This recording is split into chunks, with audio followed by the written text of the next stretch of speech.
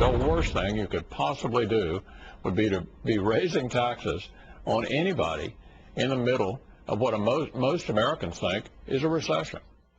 Senate GOP leader Mitch McConnell not bending, and today getting House Leader John Boehner to move back to saying he ain't bending either. Either tax cuts get extended for everybody or nobody. To Republican Congressman Joe Wilson of South Carolina on the Grand Old Party's take it or leave it strategy. Congressman, good to have you. Is that how you feel, sir? Everyone gets them extended or nobody does? Well, first of all, Neil, it's an honor to be back with you. I'm very pleased. Republicans are united to stand for keeping the tax cuts in place. This is how we create jobs. This is how we protect jobs. All right. I guess I'm not clear. Does that mean then you would say everyone gets them extended or nobody gets them extended? Because your leader, John Boehner, seemed to say if push came to shove and the only choice was extending them to the middle class or nobody, he'd extend them to the middle class. Well, my view is that the American people are speaking up. NFIB is speaking up, making a difference. We can pass the tax cuts, keep the tax cuts in place, and we should be working to keep the tax cuts that we have to create jobs. All right, you're referring to the Federation of Business men and women there. What happens, though, in terms of the timeline? You guys are in session for a few weeks before the Columbus Day holiday. Then it's really all focused on the election. Then you have a lame duck session. When would this be addressed, one way or the other?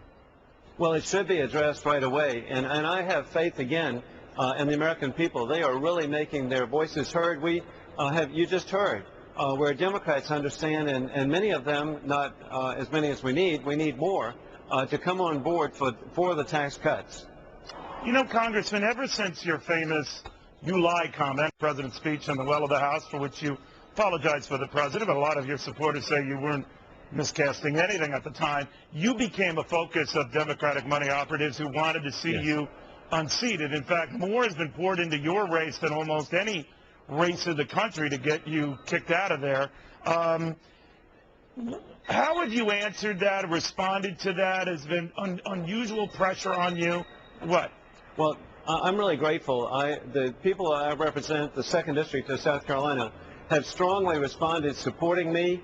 They know that Speaker Pelosi has targeted me, my race, but the people are becoming very active, and here in the last 7 weeks of the campaign, I am just energized. The people I represent are energized. Sadly, over $2 million has been raised by Speaker Pelosi to defeat me, but we're working hard, Neil. And, no, I wouldn't be surprised, so Congress, when I heard that Nancy Pelosi was targeting your race. I remember when you made those remarks. She gave you the death stare.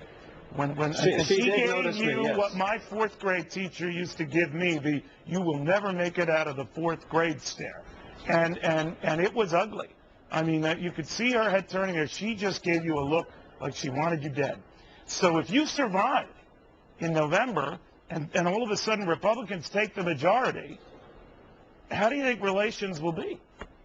Well, I've actually had a civil relationship. We disagree on the issues. Civil relationship with her? We even have a civil relationship. I have traveled with she and her husband, Paul, to Africa. So we have a civil relationship. When did you do that? When did you do the Africa trip?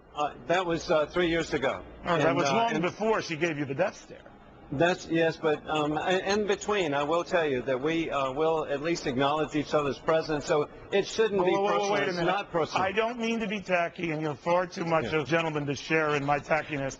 But civil relationship, a nice, cordial relationship, cordial with each other. Does she actually say hi to you in the hall? Do you say hi to her? Oh, we do, and I've introduced her to constituents, and it's been civil. Now, I think part of her civility is that she recognizes, hey, Joe is a target. We're going to do all we can to defeat him. But I, again, have faith in the people I represent in the 2nd District of South Carolina. Joe Wilson, a real pleasure. Thank you very much. Congressman Joe Wilson. Thank you. Of South Carolina.